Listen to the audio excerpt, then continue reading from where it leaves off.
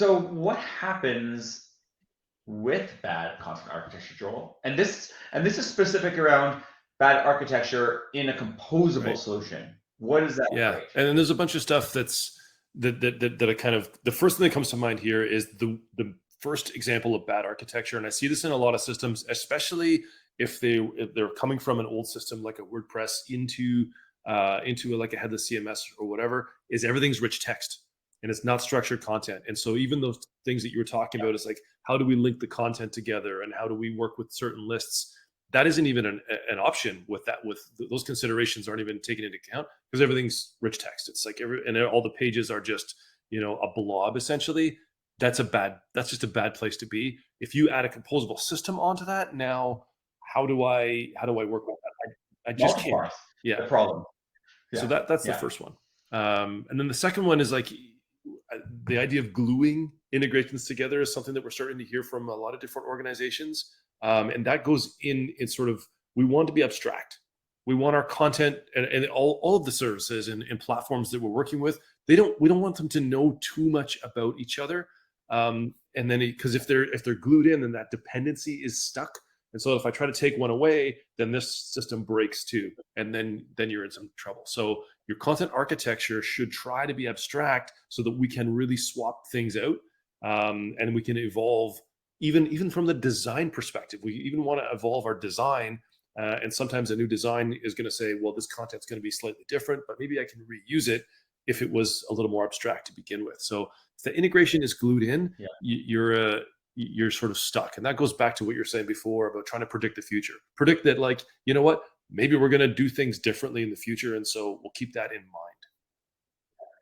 Yeah, and actually, Vlad just added a comment in the side window here, just talking about looking at composable solutions and making them flexible and have them done right. And would we do a webinar in the future about case studies about well designed composable systems? And I think that's great feedback. Vlad will take that back and work with the marketing team on how we can do a couple webinars just about this is the right way to build a solution out. This is what happened. This is how it worked. But linking to that about a well-designed composable solution, the concept of composable is not new. If you really think about composability, from the root, it's integrating multiple systems together, and that we've always been doing that. Lots of people have been doing that way back in time. The problem is this bullet point too, is that in the past your integrations were glued together and they're very tightly tied together. And the idea with composability is that you should be able to swap them out. So if you do a solution that is glued together, is it really even a composable solution? So that's something we'll talk about a little later. But really, with proper architecture, they can't be glued together. Otherwise, you get these issues that Joel just talked about. And so you need case studies that kind of show that. And we'll pull some out and do a webinar later this year on that. That's a good idea. And then unhappy editors. People don't like to work with systems that aren't architected properly. Especially like you look at systems that are all rich text. That's an interesting one, by the way, because some people get addicted to rich text because it's so easy to, but that's the classic mode of the power user thing. Well, right? also, So, I just thought of this thing and I want to implement it right now.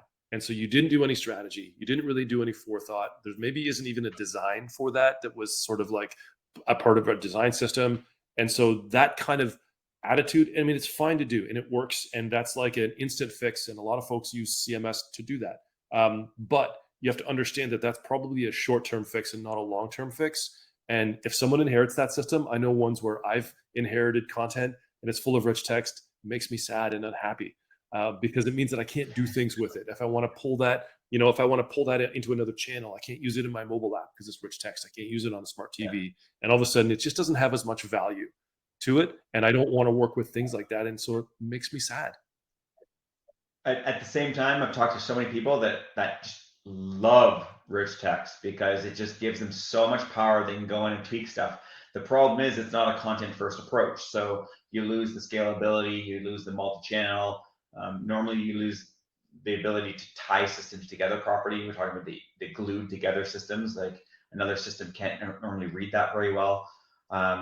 So yeah, it's kind of funny about unhappy editors and specifically the rich text area because I know some very, very happy editors with rich text, but if they ever converted or went to a composable architecture, they'd probably become unhappy because it wouldn't work out well within that architecture.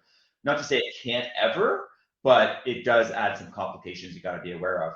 And I think the trick here with this, bad content architecture for composable solutions, and this last bullet point here, is really you're no better than a monolithic system, which is huge, tied together, gets difficult to work with. Over time, as you build and build and build and add things in, it just gets heavier and heavier and larger. It gets more and more difficult to work with.